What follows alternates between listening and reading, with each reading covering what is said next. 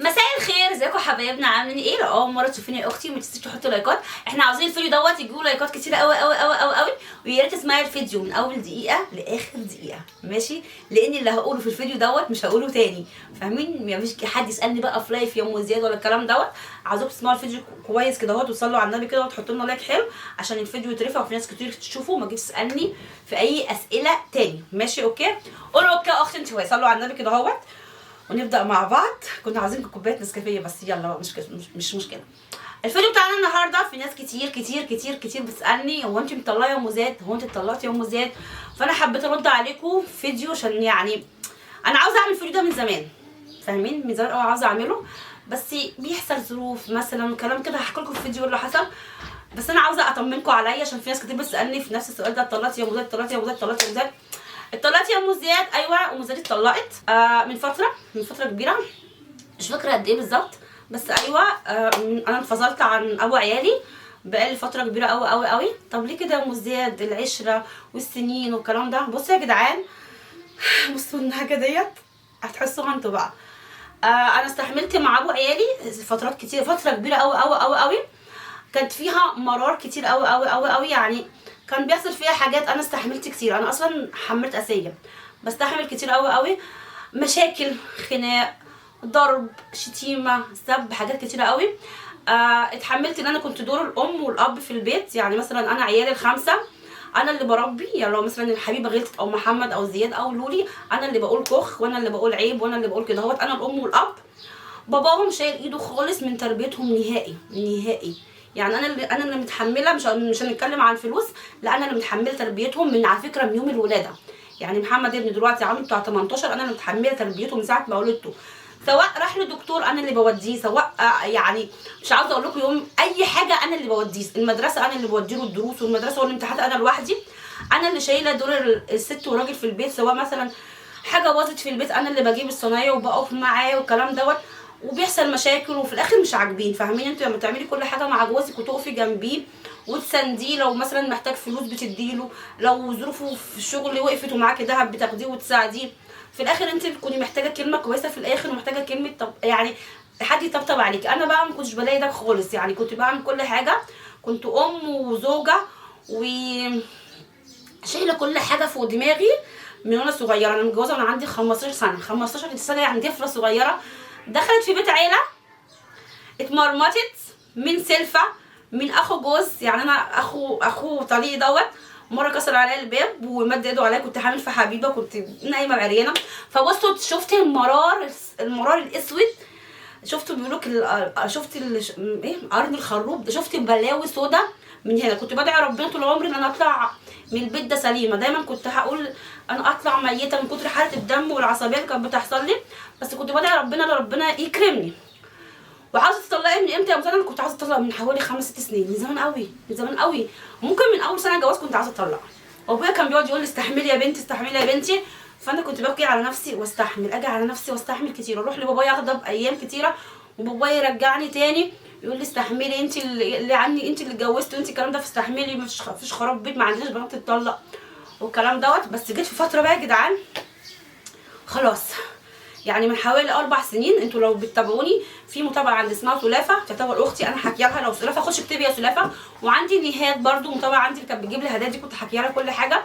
من سنتين كنت عايزه اتطلق خلاص، كنت بقعد احكي لهم في التليفون كده وبقعد اعيط، انا مش قادره استحمل، قولي استحملي شويه ما اعرفش ايه. بس جات لي في فتره كده يا جدعان مش قادره استحمل خالص، يعني جات لي في فتره مش قادره خلاص، مش قادره اخد نفسي من كتر الخنقه اللي انا فيها، مش قادره اخد نفسي. انا حاسه ان انا عاوزه راجل يعني يكون، مش هنتكلم على مصاريف ولا الكلام ده خالص، مصاريف دي اخر حاجه، اللي هو يعينك في تربيه ولادك. غيرت ابنك مثلا، يعني مثلا هي غلطت مثلا، انا طلبت منها حاجه وما جابتلهاش، المفروض انا بزعلها، المفروض الاب يقوم عيب كده ما بيقولش اي حاجه، شايل ايده من كل حاجه. يعني مثلا حبيبه، محمد، هبه، زياد يقولوا لي عملت غلط المفروض اقول لها كيخ واعمل لها كده، ده هو لا مفيش خالص، سايب ايده خالص وبيدلع دلع ماسخ، دلع مرع. وانا ما بحبش كده، انا بحب لما عيل من عيالي يغلط مش هقول لك اضربه، اشخط فيه، اعلمه الصح من الغلط عشان ما يبقاش شكله وحش في الاخر، فاهمين؟ فقلت لبابايا انا عايزه اطلق، وبابايا قال لي اللي انت شايفاه والكلام دوت اوكي يا بابا مع ابويا، انا بقول لابويا، فقال ماشي، واخواتي وكده اهوت، وعملنا قعده وانفصلت. اتنزلت عن نفقتي، النفقه بتاعتي، واتنزلت على مؤخر الصداق، واتنزلت عن حاجه تانية يا جدعان انتوا بتكتبوها دي، القايمه بتاعتك والنفقه بتاعتي، انا اللي دافعه فلوس المأذون. وكمان باباهم بيقول للمأذون وهو واحنا بنتطلق، بيقول له ينفع تنازل عن نفقه العيال، نفقه العيال الخمسه. فالمأذون قال له لا ما ينفعش، نفقه العيال دي عليك انت، هي اتنزلت عن النفقه بتاعتها وعن المتعه وعن مؤخر الصداق بتهيالي وعن القايمه، اتنزلت عنهم دول حقها، لكن حق عيالك ما ينفعش ايه تتنازل عنه.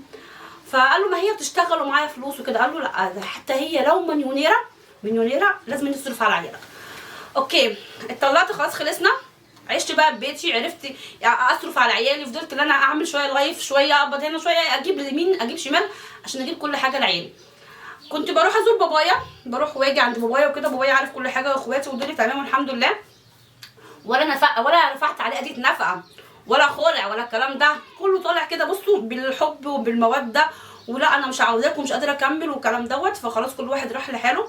عندي حاجات في البيت القديم، عندي كان مطبخي وجايبه حاجات كتير، ومبيض الشقه ما خدتش منه ولا جنيه، يعني سبت له كل حاجه بيرضي الله، عشان عيالي كمان، انا عيالي الخمسه قاعدين معايا، عشان عيالي لو عاوزين يروحوا مره عند باباهم يبقى يروحوا يلاقوا حاجه يناموا عليها، بساطين واخد من هنا كل حاجه والدنيا تمام. خرجنا كده خلاص خلصنا. قعدت بقى في بيتي عادي، بروح عند بابايا وكده، فبابايا قعد معايا قال لي ما ينفعش تقعدي مع نفسك مطلقه، الناس هتلسن عليكي، انتوا عارفين اي واحده مطلقه المفروض احنا في الزمن ده الدنيا تهدى، لا انت اتطلقتي ليه، انت ما اعرفش ايه، ويفضلوا يتكلموا عليكي، ممكن يجيبوا لك نسيبه والكلام ده. فقال لي ما ينفعش تبقي مطلقه، لا يا بابا انا مش عاوزه اتجوز والكلام دوت، انا خلاص زهقت والكلام دوت. فقال لي لا ما ينفعش تبقى قاعده مطلقه واخواتي وكده دوت. فايه في عندنا هنتكلم بقى، خلاص خلصنا من قصه الطلاق، خلاص خلصنا كل واحد في حاله والكلام دوت. دخلنا بقى في القصه الثانيه، بابايا قال لي ما ينفعش تبقي مطلقه، لازم انت تفتحي، يعني مش عارفه تقولوها ايه، تفتحي يعني تدي فرصه لحد تاني يخش حياتي والكلام ده. انا الصراحه كنت قافله خالص. فجي عندنا واحد ساكن عندي في المنطقه احنا في القاهره، واحد ابن حلال والكلام ده، كلم بابايا انه عاوز يتجوزني وكده اهوت. فانا قعدت معاه مره واثنين وثلاثه و10، اتكلمت معاه لقيته كويس، ابن ناس محترمين جدا، عاوز يتجوزني وقابل ان هو يعني نعيش معانا الخمسه عادي مفيش اي مشكله. ماشي يا جدعان، انا ما كنتش عاوزه اتجوز نهائي، انا عاوزه اقعد على عيالي اربيهم، اشتغل اصرف عليهم، نروح نيجي فاهمين، خلاص بقى. بس بابايا قال لي لا جربي، ادي لنفسك فرصه جديده، انت لسه سنك صغير مش سن كبير، على فكره انا عندي 34، سنك صغير تقعدي على العيال والكلام ده، وبعدين ما شاء الله يعني محمد كبير وكده. فانا قلت بابايا لا محمد كبير والكلام ده، قال لي يعني ايه انت سنك صغير عشان جايباه صغيره وكده، فقال لك لا يعني لازم انت يعني تجربي تاني والكلام دوت. فانا يعني اقتنع ما اقتنعش، انا برده مش عاوزه افهمين يا جدعان يعني جواز بقى وكده اهوت ومن جديد ومشاكل، اكيد هيحصل مشاكل يعني، احنا مش ملاك، سواء انا او الراجل اللي هيجي مش ملاك. فماشي اديله فرصه، قال لي اديله فرصه اللي جاي واتكلمي معاه وكده. فقعدنا اتكلمنا مع بعض وكده، لقيته ماشي كويس وابن حلال. فانا طبعا اول حاجه لازم نشرط عليه عيالي ثم عيالي ثم عيالي ثم عيالي اللي هم يكونوا موجودين معايا.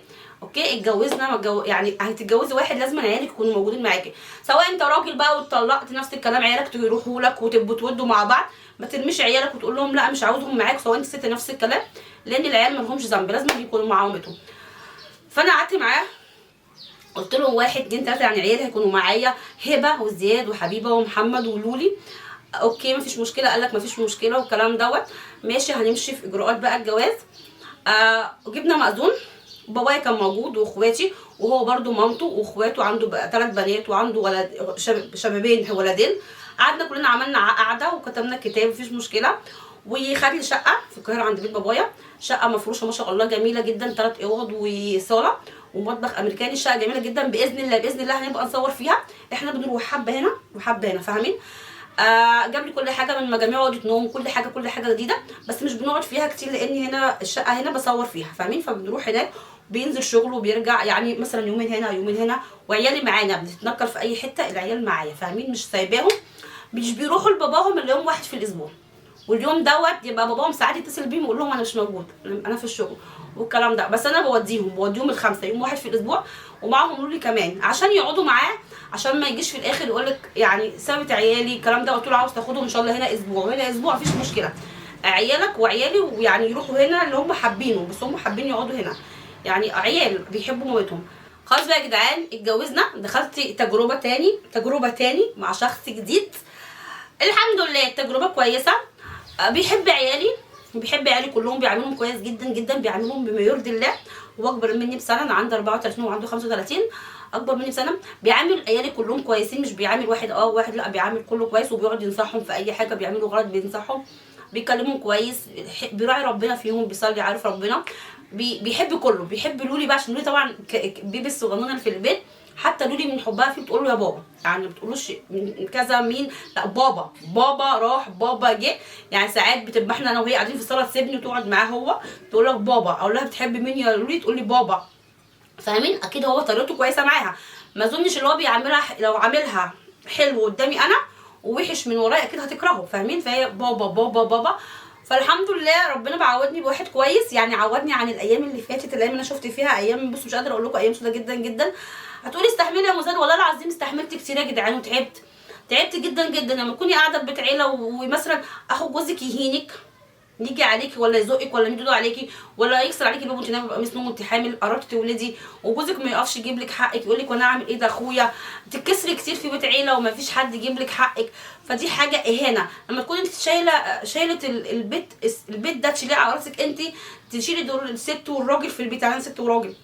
فاهمين؟ فدي حاجه بتضايق. انت عاوزه جوزك يشاركك، ابنك عمل غلط يقول له عيب يا ابني كده، يعني اسمع كلام امك، بطل ما اعرفش ايه، ابقى راجل ما اعرفش ايه. مش مثلا بنتك تعمل غلط يقول لك في ايه، عملت حاجه انا ما شفتهاش، فانت كده انتوا بتعملوا. فاهمين؟ المفروض الجواز يبقى مشاركه، الراجل والست يشاركوا في تربيه الابن.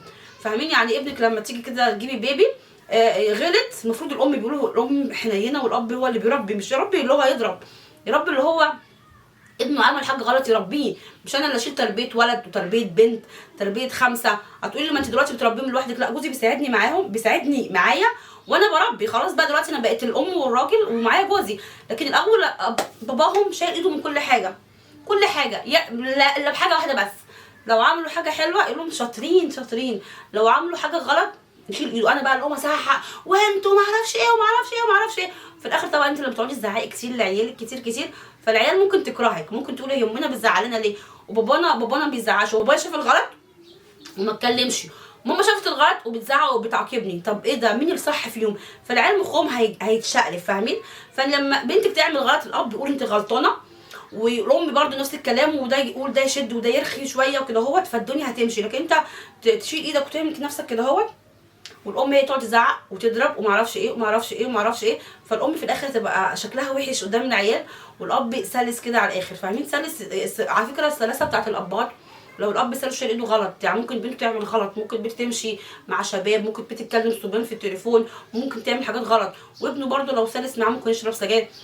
ما يضربش، ما يبقاش اب غبي اللي هو يخنق، وما يبقاش اللي هو الاب السلس، لا يبقى كويس اللي هو صاحب ابنه وينصحه في نفس الوقت. فاهمين؟ يعني مثلا انا اللي قلت لحبيبي البسي الحجاب كذا مره، اقول لها البسي الحجاب البسي الحجاب، باباها ما قالش حاجه، يقول لك سيبيها لسه صغيره. من 12 سنه عاوزه البسها الحجاب، على فكره هي دلوقتي عندها 10 سنين هتلبسه، لا هي عندها 9. سيبيها لسه صغيره ما اعرفش ايه، لا البسي الحجاب البسي الحجاب البسي الحجاب. انا اللي خدت تلبسه في الاخر، يعني مثلا لبس البنطلون جينز ورفعته لفوق، انا اللي بقول لها نزلي البنطلون، باباها عادي ممكن يسيبها عادي. فانا لو مشت كده الناس هتتكلم عليا انا، هتتكلم عليها هو اساسا. المفروض البنت لما بتعمل حاجه غلط بيتكلموا عن الاب، يعني بصوا ابوها ماشيها ازاي، انا اللي بقول. بصيت كده قلت انا اللي شايله الليله بقى وتعبت والكلام ده، لا انا خلاص فصلت. بقى بيجي لي حالات وانا قاعده بقعد اعيط، ايه ده، ايه اللي انا فيه دوت، ايه اللي انا عملته في نفسي. ساعتها اقول انا اتجوزت صغيره ليه، بس كنت طفله مش عارفه انا اتجوزت ليه. يعني دلوقتي سني لما جيت اتجوز سني اللي انا خلاص ناضجه، اللي انا عارفه مين وعارفه هتكلم ازاي وعارفه بعرف ايه وكذا وكذا. لكن وقت ما انا جيت اتجوز الاول ما كنتش عارفه حاجه، ولا عارفه يعني ايه قايمه، ولا عارفه يعني ايه نفقه، ولا عارفه اي حاجه، كنت داخله كده زي اللهبل في الزفه ولا بيقولوها ايه. فادعوا لنا يا جدعان الفتره الجايه، يعني الفتره الجايه يعني تكون حاجه كويسه وكده اهوت.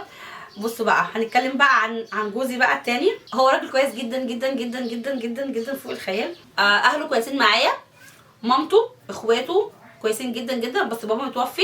اخواته البنات كويسين معايا، اخواته الصبيان كويسين معايا، مامته بتتصل بيا وانا بتصل بيها وكويسين مع بعض، بيحبوا عيالي. يعني مثلا لولي ممكن تقول مامته يا تيتا، وهبه وزال كلهم يعني يعني عيله متكامله، مش مثلا عيله ازاي وما اعرفش، لا عيله كويسه جدا وبيحبوني جدا وبيحبوا الخير. وجوزي نفس الكلام يا جدعان، بيحبني وبيغير عليا جدا جدا، مش عشان يعني كده اهوت، لا بيغير عليا جدا جدا. هو اللي ملبسني البندانه دي على فكره، ان هو اللي قال لي البسي البندانه دي. انا على فكره انتوا لو متابعيني بقالي فتره انا ما كنتش بلبس بندانات خالص، كنت بطلع عادي والشربات عادي. هو اللي ملبسني البندانه ديت، هو اللي منعني ان انا اطلع بترنجات، مش منعني يعني، هو كلمني بسوء حب وتفاهم. قال لي يعني الترنج انت هتصوري بالترنج، الترنج بتاع البيت او الدفايه، فانت بتنزلي ينفع تنزلي بالترنج في الشارع؟ فانا قلت له لا. فقال لي خلاص ينفعش تصوري بيه في الكاميرا عشان في ملايين بيشوفوا كده، فانت مثلا البسي دريست اللي هو فستان زي اللي انا لابسه دوت، او البسي الاسدال بتاعك او الكلام ده، فاهمين؟ لما باجي اصور بيبقى ساعات هو لو موجود معايا في البيت سواء بيبص عليا مثلا ما تجيبيش ظهرك، لو العبايه ضيقه شويه ما تلبسيش العبايه دي اصلا، فاهمين؟ يعني بيغير عليا. ما تجيش تقول لو بيغير عليكي ما ينزلكيش، لا على فكره في كتير قوي رجاله بتغير على مراتها، بس مراتهم بتشتغل. مثلا لو انت دكتوره بتنزلي جوزك بيغير عليكي، لو انت شغاله في محل هدوم جوزك بيغير عليكي.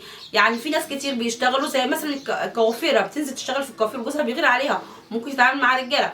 فعادي الشغل عادي، بس انت تكوني من جواكي محترمه، فاهمين؟ يعني انا طالعه باحترامي، مثلا انا بصور ورقبتي باينه، مثلا بيقول لك رقبتك باينه، البسي بندانه الكلام دوت. يعني راجل بيغير عليا، مش راجل اللي هو فرصه بقى واحده تطلع بتصور فارمي لحمك والكلام ده، لا بيغير عليا جدا وبيخاف عليا جدا وبينصحني، يعني بينصحني اصور فيديوهات، بينصحني في عيالي.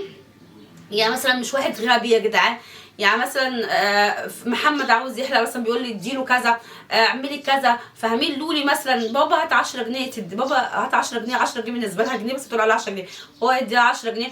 مش اللي هو واحد انت مثلا كرهك في عيالك. على فكره في ازواج جوز ام او مرات اب بيبقى يا قرف يا ساتر عليها، انا بشوف كده في الافلام. لكن في برضو كويسين، يعني انا عندي مرات ابويا كويسه مش وحشه، يعني مش هقول لك يعني مرات ابويا لا يعني بين البنين بس بتمشي، فاهمين؟ في بقى في ازواج جوز ام بقى يخليكي فاهمين زي ما بيحصل في الافلام ده. انا كنت فاكره كده بقى الجوز الام بقى هيجي اللي هو بقى ايه بقى، إيه يضرب ابنك وبنتك يعذبها ويحرقها بالسكينه زي ما بنشوف في الفيديوهات ان هو ويقصلها شعرها والكلام ده. لكن انا جوزي اقسم بالله اقسم بالله طيب حنيه الدنيا فيه. انا بحس ان لولي ساعات بنته يعني بتحبه جدا جدا جدا، لو نايمه بتنام مع اخواتها، لو نايمه وبتعيط بس بتعيط هو يقوم يجيبها مش انا بكون نايمه عاوز اشخر، هو بيقوم يروح فاتح الباب ويخبط عليهم هاتوا لولي. مين بيعيطها مين مزعلها تقول له زياد ضربني يا بابا، يروح يقول زي ما تضربهاش ويشيل لولي ويطبطب عليها، ينزل يجيب لها شوكولاته. لو تعبت معايا بالليل بينزل نروح هو المستشفى نديها حقنه نديها معرفش ايه، فاهمين؟ مش الجوز الام اللي هو بيكرهك في عيالك ممكن يلا بنت تمشي من هنا. وعاوزه اقول لكم على حاجه تانية، يوم ما كتبنا الكتاب الخمسه كانوا موجودين معايا، 5 عيالي كانوا موجودين. يوم الدخله برضو ممكن انا ام تانية بقى متجوزه بقى لمصلحتي ومتعتي والكلام ده معلش في الكلمه، هروح موديه ل5 عيالي لا اما عندي باباهم لا اما عندي اهلي. انا ال5 عيالي كانوا قاعدين معايا في الشقه، فاهمين؟ في شقتنا كانت قاعدين معانا، يعني مش ولا وديت واحد ولا 2 لا قاعدين متعشيين مع بعض كلنا في صينيه واحده، متعشين كلنا، دخلوا ناموا في اوضتهم واحنا دخلنا في اوضتنا. يعني مش وديت عيالي والكلام دوت. مفيش ام على فكره في الايام دي بتعمل كده، اي واحده بتتجوز سواء معاها عيل واحد بتوديه عند اهل باباه او عند باباه وارمي والكلام ده، فاهمين؟ لكن احنا ال5 كانوا موجودين معانا في البيت، يعني فاهمين؟ موجودين معانا في البيت، بنيجي بنخرج كلنا مع بعض، سواء بنخرج انا وجوزي لوحدنا عادي مفيش مشكله، سواء بناخد لولي اوقات بناخد هبه، اوقات بننزل انا وهو لوحدنا عادي، جوزك بتنزلي معاه سواء تاكلي بره شرب عصير تتمشي تيجي تروحي، فالحياه كويسه الحمد لله. ايه تاني يا جدعان؟ انا بصوا بقول لكم على يومنا اللي بيمشي، يومنا اللي بيمشي يعني ايه اللي بيحصل في البيت وكده اهوت، والحمد لله كويس جدا، بيروح شغله وبيرجع. نيجي بقى في قصه ايه لولي. انا قلت لكم لولي وزياد وهبه بيموت فيهم، محمد وحبيبي بيحبهم، بيعامل محمد والله بحس اللي بيعامله كاخوه الصغنن او ابنه، يعني ابنه وحبيبه نفس الكلام. يعني وحبيبه جت تطلع معايا بقول لها حط اشار بسي بندانه يا حبيبه زي امك، ما بينزلهاش مثلا حبيبه بالليل الساعه 12 ولا الكلام ده، حتى لما بيجوا رايحين عند باباهم يقول لهم وقت معين بينصحها يعني بينصحها يعني اب تخلي بالك على نفسك، اوعى حد يضحك عليكي يكلمك في التليفون، اوعى حد يقولك تعالي معايا معرفش نروح، بينصحك كأب، فاهمين؟ انت مثلا لما بنتك تكبر شويه في سن مراهقه 15 سنه، محمد 18 وحبيبي 15، ممكن واحد يلعب في دماغها في تليفون في فيس كلام زي كده اهو، فهو بينصحها يقول لها خلي بالك على نفسك يا حبيبه. لو واحد كلمك وعاوز منك اي حاجه كده ولا كده كده يبقى بيتسلى بيكي، المفروض لو حد عاوزك يخبط على الباب يطلبك من امك او من ابوكي، مش مثلا بيقول لها امك لا بيقول لها او من ابوكي ليكي خبط على ابوكي وعلى امك، يطلبك منه ومثلا يلبسي كذا ما تطلعيش لابسه كذا، طلعي كلمي كذا. والله العظيم حتى بدا ينصحها يقول لها لو ما حد مثلا يرد في الكومنتات، في ساعات عاملين لايف حبايبي ساعات بترد يقول لها ما تردش على حد، بيقول انا نفس الكلام لما يجي حد يكتب لي كومنت مش عاجبك ما تردش عليه، فاهمين يعني بيلم. ومحمد برضه نفس الكلام، بيتكلموا كويس جدا، ومثلا يقول له قوم صلي يا محمد، يعني اهتم بشغلك، اهتم بدراستك، اتكلم. وبالزياد بقى، زياد بيخش صحي من النوم، زياد هو في سنه 5 ابتدائي، يخش صحي من النوم، يا زياد يا زياد، يقول له بيقول ايوه بابا، بيقول له هتروحي المدرسه النهارده، بياخد رايه كمان، تروحي مثلا النهارده تقعد، زياد يقول له ايه لا انا هروح. بيقوم زياد بيخش الحمام يغسل له وشه، يسرح له شعره، يلبس، يديله مصروف، يقول له يلا. اول يوم مدرسه هو اللي مودي زياد، تاني يوم مدرسه بيوديه في الايام العاديه، فاهمين؟ هو بيوديه كده وهو يجيب له حاجه حلوه وهو رايح معاه، فاهمين يعني؟ دور اب، مش دور اللي هو واحد واخد واحده جواز. هو المفروض هو الراجل الصالح كده على فكره، سواء واحد سواء راجل متجوز واحده عندها عيال، هو ده المفروض يبقى دوره. وسواء برضو انت كنت مرات اب داخله، تكون دورك برضو مش هو جوزك بس، لا يكون دورك لو هو عنده عيال تكوني تاخدي ان انت العيال دول عيالك خلاص بقى، اللي انت تربيهم تنصحيهم على الغلط على الصح، فاهمين يعني؟ انا مرات ابويا كان ساعات بتنصحني، يعني مثلا تقول لي مش على الحجاب، مش هقول لك، تقول لي ما تكلميش الشباب، ما تلبسيش ضيق، ما تعمليش كده، تديني نصيحه زي بنتها، مش يسيب بقى الحبل كده خلاص هو اتجوز يقعد بقى فاهمين انتوا الجواز دماغ، لا بيقعد ينصح هبه، يبقى لسه عندها 9 سنين دي بنصحها، ما تلبسيش حاجه ضيقه، بتلبس ساعات شورت كده صغنونه، يقول لها هي البسي بنطلون، معناش بنات تمشي كده اهوت، ما تنزليش متاخر، ما اعرفش ايه، فاهمين يا جدعان؟ وزياد وكلهم مع بعض، يعني مش واحد اللي هو يا جدعان. في رجاله انتوا عارفين الرجاله اللي بتبقى فاهمين مش كويسين، بس الحمد لله الحمد لله الحمد لله هو كويس جدا جدا جدا، محترم جدا جدا جدا جدا فوق الخيال، بيعمل ال5 كعياله بالظبط، يعني ال5 دولت عياله بالظبط، يعني لولي وكله كله كله كله، مش لولي ومحمد وحبيبه وهبه وزياد وكله، يعني انا بحس هبه وزياد بيحبوه كأب، وحبيبه وهبه ومحمد، بصوا يا جدعان العيال كلهم كلهم كلهم نفس النظام، كويس معايا انا شخصيا. طيب جدا جدا، بيغير على اكتر حاجه في الدنيا دي، بيغير عليها بطريقه رهيبه، بيغير بطريقه كتيره كده، هو كتير كتير كتير كده، بس الغيره مش وحشه على فكره، بتبقى رجوله من الراجل رجوله من الراجل، بضحك ليه يا جدعان؟ الغيره بتبقى حلوه، رجوله من الراجل على مراته، على عرضه، على انا فاهمين كل حاجاته. ومامته يا جدعان بتحبني قوي قوي، يعني اخيرا بعد عناه ومعذاب وكبار وكله بقى في حما بتحبني، يعني انا حماتي التانية الله يرحمها كان بيحصل خلاف وكده، فانا بحس انها امي، فاهمين؟ امي امي التانية، فاخيرا بعد معاناه واخواته، عنده 3 بنات وولدين كويسين، بحس ان العيله فاهمين، اخيرا قلت الحمد لله يا ربي، يعني ربنا يدومها لنا اسره يا جدعان، لبن عننا شر العين يا رب، بحق جدا انا بستزرع، فقلت الحمد لله ربنا عودني يا رب ان انا شفته، انا شفت بلاوي يا جدعان. هتقولي لي كنت بتعملي مشاكل؟ ما كنتش بعمل مشاكل مع حد، انا كنت متجوزه صغنونه قبل كده، حصل مشكله بيني وبين حماتي ياما، ورحت عند ابويا يا مات، واخو طليقي ده كسر عليا مره الباب، والله العظيم كنت في حبيبه حامل، فاضل لي يومين واولد، لقيت باب كسر عليا، كنت انا بقميص نوم بقى بحملها، اقول لكم اللي حصل بشورت، وجوزي جه ما قالوش ولا عيب يا فلان بتعمل ليه كده، حسبنا الله ونعم الوكيل، لحد دلوقتي مش مسامحاك، ويدخل عادي بيقول لي قال لي انت كده عملتي غلط، ماشي يا عم انا لو عملت غلط انت اللي تيجي يا عم تضربني، انت اللي تيجي تعاقبني، مش اخوك اللي يكسر عليا الباب ويجي يمد ايده عليا. واخو التاني برضه يا جدعان، وسلفتي اللي كانت فيا، يا لهوي ده لو احكي لكم اللي كان بيحصل فيا، اقسم بالله انا شعري ابيض من كتر اللي كان بيحصل فيا، يعني انا شعري بدا يبيض من وانا عندي 18، من انا شفته. انا متجوزه ورده مفتحه، متجوزه عندي 15 سنه، اخش البيت يا جدعان الاقي فيه صراعات، وفي جوز، وفي حما، وفي سلايف، وفي بلاوي، بقيت اقول ايه ده، وعاوزه انا على فكره طلبت من باباهم الطلاق من بعد الجواز، ما فيش بشهرين 3، هو بيقول لي انت مجنونه، بعد الجواز بعد يطلع عاوز يطلع، عشان مش عاوزه اعيش مع الناس دول يا بابا، طلعني. بصوا بقى، من كتر المشاكل اللي بتحصل للبني ادم خلاص بقى مشكله ومشكله مشكله مشكله مشكله مشكله مشكله مشكله، والمشكله مش بتتعالج، فاهمين يعني؟ مش مشكله مش بتتعالج، يعني مثلا حصل مشكله المفروض تتصفى، يعني مش عارفه بيقولوها ايه، يعني حصل مشكله المفروض تتحل على قد ما تقدروا، وبعدين كل واحد ايه يعني كده. لا احنا لو حصل مشكله باباهم بقى ما كانش بيحلها، لا خلاص مش عاوز وجع دماغه، يخش في الاوضه وينام. فانا يا جدعان جالي زي يعني خنقه جامد، يعني انا ممكن السنتين اللي فاتوا دولت كنت انا بنام لوحدي وهو بينام لوحده. تخيل انت بجوزك في شقه واحده، هو بينام في اوضه، انا كنت بنام من العيال وهو بينام هو في اوضه وانا مع العيال. فاهمين؟ من كتر اللي انت بتترقمي حاجات فوق حاجات فوق حاجات فوق حاجات فوق حاجات فوق حاجات، فبيجيلك خلاص انفجار داخلي من جوه، اللي انت مش طايقه خلاص، مش طايقه البني ادم ده خلاص. احنا كده متجوزين جواز شكلا على الورق فقط لا غير، لكن جوه البيت لا مفيش حاجه. فدي خلاص يعني انت طبعا قعدت فتره كده وخلاص من جواكي خلاص. بس كده يا جدعان، فالواحد خلاص جاله احباط، فخلاص كده كل واحد في حاله. دلوقتي عيالي بيروحوا عنده عادي مفيش اي مشكله.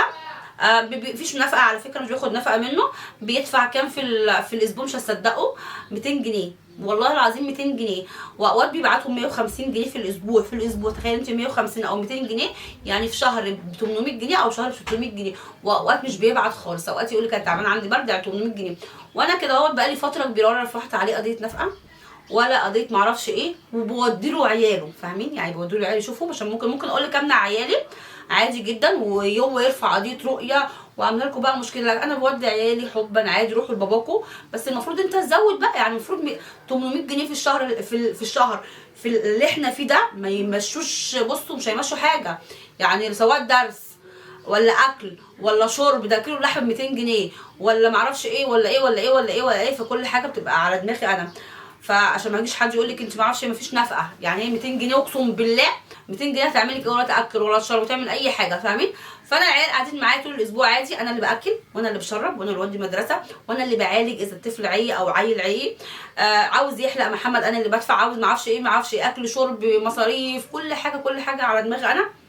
بيروحوا له يوم واحد بس في الاسبوع بياكلهم اكيد، يعني هيفطرهم ويغديهم. يعني بيقعدوا عنده يعني في الشهر هو يوم واحد. فاهمين؟ يعني في الشهر 4 ايام، انا بيقعدوا عندي 26 يوم اكل وشرب ولبس عيد ومدرسه ومذاكره. بصوا مصاريف مصاريف مصاريف مصاريف مصاريف مصاريف مصاريف مصاريف جامده جدا جدا جدا جدا. وانا فكرت ارفع عليه قضيه نفقه، لان بصوا ما شاء الله انا عندي 5. لو رفعت قضيه نفقه، انا بسمع ان النفقه لكل طفل باين المفروض 500 550 الله اعلم، انا بسمع كده. فالمفروض اخد لي بتاع 3000 في الشهر او 2000 ونص. انا ورفعت قضيه نفقه ولا الكلام ده عشان خاطر العيال والله عايزه، عشان بقول يا بنتي معلش يمكن معهوش يمكن ما اعرفش ايه. بس انت لو انت حسبتيها بينك وبين نفسك كده، قعدت 200 جنيه في الاسبوع او 150 ما يرضيش ربنا ابدا. فكله على دماغي انا، فربنا يرزقني يا رب يا رب يا رب، يرزقني باكتر يا رب واقدر اجيب كل حاجه لاولادي. انتظروا بقى مننا باذن الله الفيديوهات الجايه، فيديوهات جديده. جوزي احتمال يطلع معايا باذن الله، باذن الله يطلع معايا، وهنصور بقى عند بيت اهله، يعني اخواته بقى يطلعوا معايا ومامته والكلام دوت. احنا بنروح وبنودهم وهما بيودونا كل حاجه، بس مش بنصور. وبنروح عند بابايا برده كتير يا جدعان. في ناس بتفكر احنا مش بنروح عند بابايا، لا بنروح كتير قوي بس مش بيرضى يصور. فاحنا انتظروا مننا باذن الله الفيديوهات الجايه، هنطلع بقى لما بقى وعائله بقى وفيديوهات بقى وهنكسر الدنيا.